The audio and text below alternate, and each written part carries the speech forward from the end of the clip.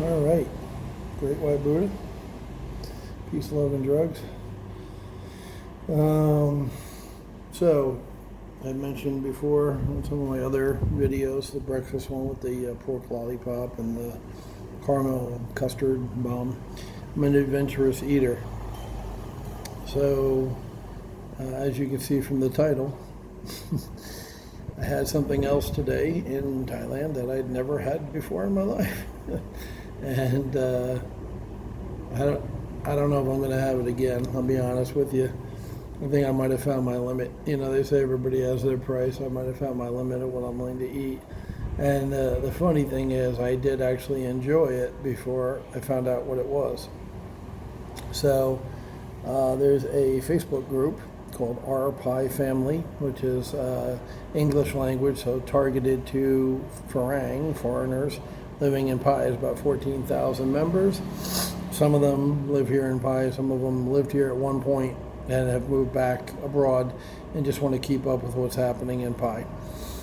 It's a good resource. People, sell things on there. I bought up, hot water pot and some other stuff from people selling stuff.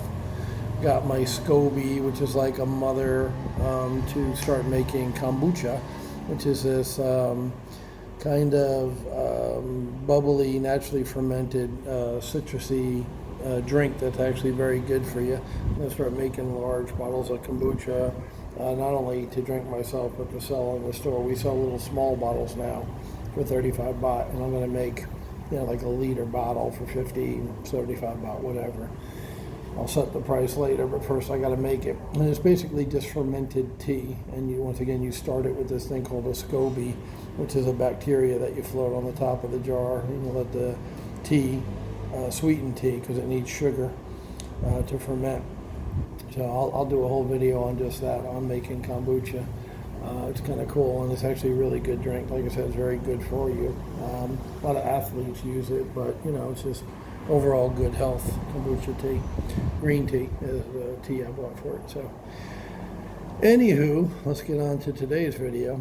So on Our Pie Family, I'd seen a Farang talking about 10 baht noodles. He's like, noodles for 10 baht, about 30 cents. And he's like, yeah, they're a little small, but I just finished my 5th bowl.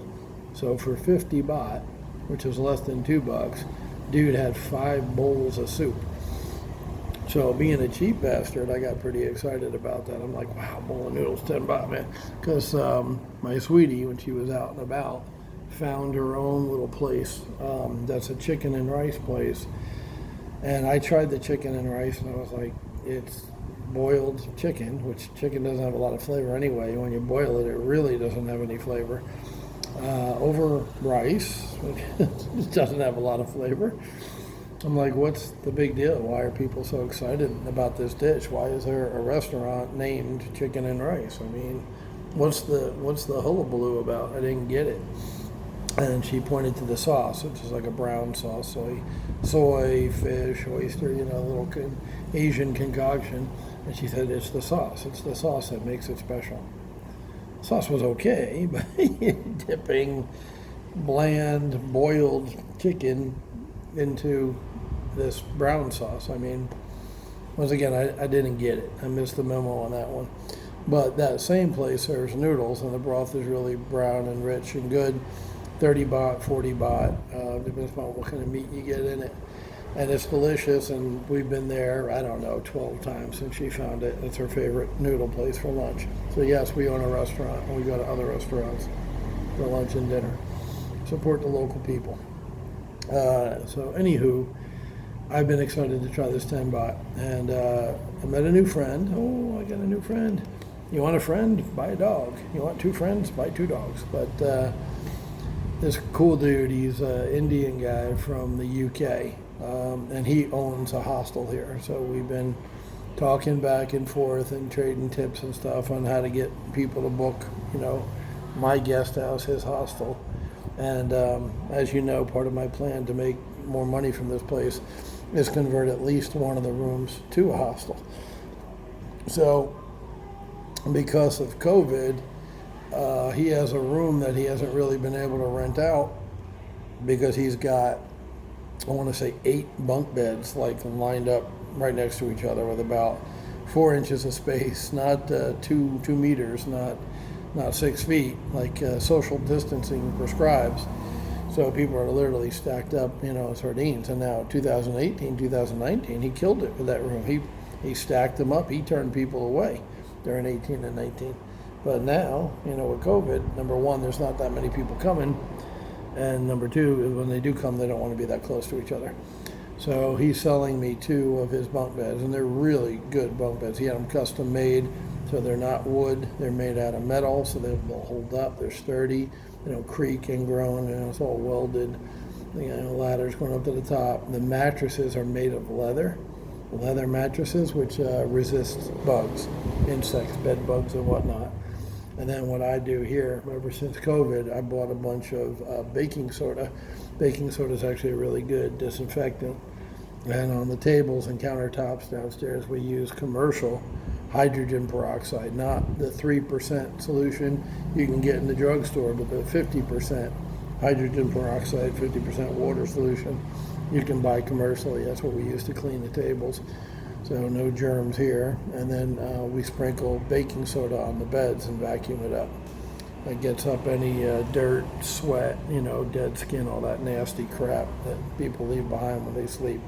When you sleep in your own, it doesn't bother you as much as if you sleep in a stranger. So that's what we do after every time. Thank God I got workers who aren't afraid to work here, because it's a hassle. We just had 3 people check out yesterday. That girl was working from 8:30 in the morning until, I want to say, 12:30, maybe 4 hours it took her to clean the 3 rooms, because we do the extra shit for Corona. So anywho, I'm buying 2 bunk beds from him, 8,000 baht a piece. So that's what, $300 would be 9,000 baht. So cheap. I mean, you can't get an IKEA piece of shit for $300. And these are iron, sturdy, big, 7 foot long, over 5 foot high. There's a lot of room between the bottom bunk and the top, so that lets me put a fan installed for each bottom bunk. Everybody will have their own private fan. That saves me a shitload of money on AC. I was going to put an AC in that bungalow. And then the other thing I'm doing, this is where, being a problem solver, being a business person, helps in something like this. I remember when I was researching Thailand, I had read some video logs, YouTube vlogs from single ladies, anywhere from their early 20s up to the 30s, who traveled by themselves, single female backpackers. And more than one, I think it was 3, I want to say 3, maybe 4, had at least one occurrence in the past of waking up in the middle of the night and being groped by a male roommate, backpacker. So, if you read the stories, they sleep with their purse in their arms, they sleep with their clothes on. I mean, it's not comfortable. Anytime you're with a stranger from the opposite sex in a room, what if it's just the 2 of you? That's even worse, right? Or there's 2 of them and 1 of you and whatever. It's just not a good deal. I wasn't aware of any of that shit because I never stayed in a hostel in my life. I always had a private room. But that's a thing. So, solve the problem, right? People will come if you solve the problem. So what we're doing is taking room 1. We have 9 rooms here in the hotel guest house. And I'm converting. It already had three beds in it, 3 twin beds. And so that is going to be the female-only dorm with up to 3 women, whether they know each other or not. They're all women in the same room. And the door locks. They each have their own separate key. They share a bathroom. 3 people sharing a bathroom. They have their own full, twin bed, which is nicer than a bunk bed setup. And now, they can relax. They don't need to sleep in their frigging clothes. They can wear pajamas or nothing, whatever the hell they want to wear. They're comfortable because they're around other females. And, everything's not guarded or whatever. One of them can go to the bathroom while the other's taking a shower, whatever, By eliminating the other gender from the room, it to me, it seems like it's a nicer place to stay, right, than a hostel where you have mixed genders. So then, what do I do for the guys? And Anand is the gentleman I talked about from the UK. His wife is Thai, and she had managed hostels, large 70-bed hostels before they got married and they opened their own here. So she was a wealth of information, and I picked her brain and said, do you typically have more men or women traveling single coming into a hostel? She said about 70% men, 30% women. So that made it easy for me to do room 1 for the women and do the bungalow. That's the detached bungalow I was going to do the VIP suite in. The bunk beds. So the 2 bunk beds are 4 beds. So there'll be 4 guys in the bungalow, 3 women in room 1. And by charging per bed, I'll get a lot more per room. Right now it's low season, so I charge 100 baht, it's $3 because of Corona, super low price, 100 baht, $3 a night for each guy. So by having 4 beds, that gives me 400 baht a night, which is the same as one of my private AC rooms, right? So it's basically I'm turning the bungalow into the same price, same money generator as a private AC room without the AC bill, and I could take 4 guests and stick them in there instead of one couple. So that's what's going on with that. I'm excited to get all that done, get the bathroom done in the bungalow, get it up and running. We're on booking.com now. I got the female dorm up because we already have room 1. We already have the 3 beds. So the female dorm's up.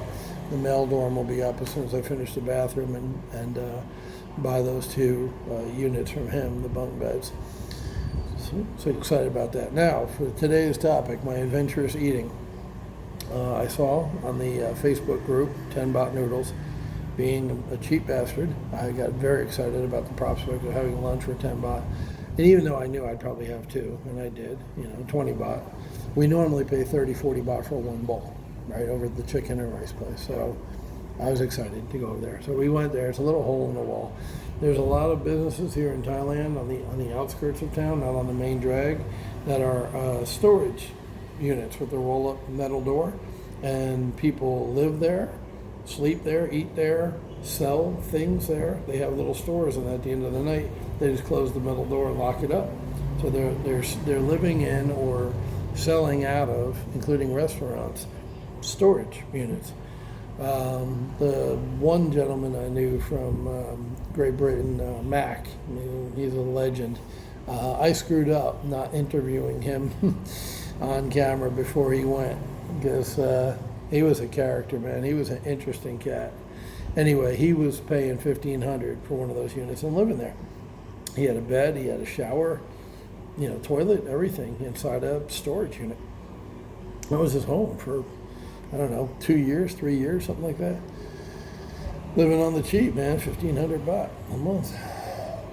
So this restaurant is in one of those things. So it's kind of like a little, you don't get more hole in the wall than running a restaurant out of the storage unit. Plus, this being Thailand, they had the apartment above it, just like we have above the restaurant here. So they live upstairs. They can see their laundry drying on the balcony upstairs, the people who run the noodle shop. So, yeah, that's typical. That's typical Pai, typical Thailand. So we went. I took the little lady, of course. She's a good noodle broth fanatic. She loves the 40 baht noodles or 30 baht noodles. We go quite a bit. So I'm like, come on, you got to try these noodles and tell me if they're really good. Because to me, it all tastes good. So I wouldn't know a good noodle from a bad one. So we get there, and the ordering slip, it's almost like dim sum. You write down on a little piece of paper and check off what you want. It's in Thai. I really need to not only learn to speak Thai and more than 20 words, 40 words. I have a very limited vocabulary in Thai, so I don't speak Thai. And more importantly, I have to learn to read and write Thai, because some places, the signs, the menus are only in Thai. So thank God I got my girl with me. She was able to read and mark it off. So I told her two, I want 2. I don't even know the word for 2. That's how pathetic my Thai is right now. I can't even count to 10, which is the first thing I used to learn when I learned a new language. So I'll learn it. I'll learn the 1 to 10, but right now I didn't know. So I just say 2 bowls for me. And then she asked me large noodles or skinny noodles or thin noodles. I said large, large. Everything about me is large. So it comes, and right away I get very excited because it's dark brown broth, and I love dark brown broth because that usually means they use bones, pig bones or cow bones, beef bones, and they brown them, in a skillet or in a pan or a wok here, and then they add the water to it to make the stock, the broth. So I love that. I love that deep cooked flavor of cooked bones, and the collagen comes out. You get the fat from the bones, and it just makes my mouth water. I love that method of making a broth. That's how they make the best ramen, is with the bone stock. So this is like dark brown, and I'm like, awesome, this is going to be great. And it was really tasty broth. It had flecks of stuff, coagulated matter in it. I had no idea what it was, but it's just whatever. It's a spice, it's something they put bread in to thicken it. I didn't know, it was good. It had a great flavor, great consistency. The noodles were not as good as the 40 baht noodle, but I'm like, hey, it's 10 baht. Of course they're not going to be as good. They were a little starchy, a little, hard. Video, darling. 10 baht noodles. 10 baht noodles. Noodle. Chai bear in. Bear in. Bear alloy. Bear alloy. Yes, yummy. Until you told me the secret. Love you, darling. Oh, I love you. Why are you grabbing my breast? Why are you grabbing my breast? You're not right. Just because I'm grabbing your ass right now, there's no reason you can grab my breasts. I feel assaulted. I've been sexually assaulted. I'll never be the same again. Anywho, I scoop up my first plate. I put a little bit of sugar in it, a little bit of the red pepper flake. They had the four horsemen, right? The pepper flakes, the sugar, the soy sauce. You can adjust the salt, the sweetness, the heat. As usual. It's very typical of Thailand to have the four jars of condiments that you can add and make it your own. And then they got the smell, really, really good smelling basil, Thai basil leaves. You pluck off the branch and throw in, and then bean sprouts to give it some crunch and texture. Plus, one of the things she ordered was pork rinds. They call it pork crackling here, cracklings, but it's just fried pork skin without the salt. It's not salty like it is in the States, in the southern United States. So I eat it all. I eat 2 bowls, and normally, if there's any broth left in her bowl, I'll glug that down. I'll lift the bowl like the barbarian I am, and just drink the rest of the bowl down because I love broth. So I had done my 2 bowls, and they were empty. And I said, that's good. Did you like it? And she said, it's boat noodles. And at the time, I didn't know what the hell boat noodles were. I was like, okay. I guess it's that, so she was like, it's because it's boat noodles. I'm like, all right, small portion, cheap. I'm like, yeah, it's 10 baht. Of course it's small portion and cheap. And then she said the broth, which I was raving about, because I said, yeah, the noodles were but I agree with you there. But the broth was so good. She said to make the broth, hold on to your, I hope you didn't just eat. I just ate. They take pig's blood and put it in hot water, mix it with hot water. Welcome to Thailand. I mean, really? Pig's blood? That's your broth? Pig's blood and hot water? So, I didn't drink down the rest of her broth that she left in her bowl. I passed after she told me that. Now, a lot of people with weaker stomachs than mine probably would have gone to the nearest restroom and thrown up. I didn't. I kept it down, but I got to admit I was grossed out by the idea of drinking pig's blood diluted in hot water.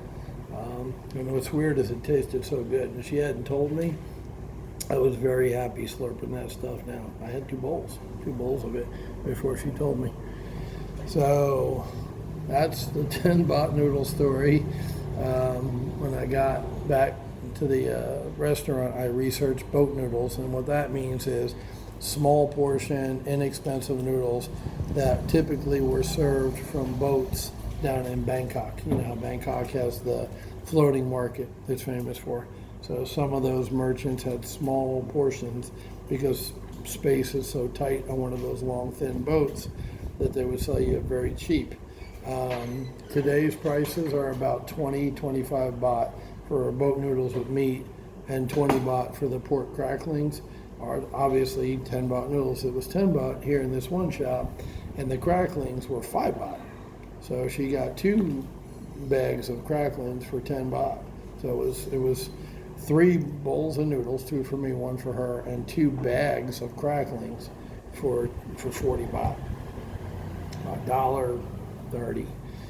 And you know, I was full, she was full.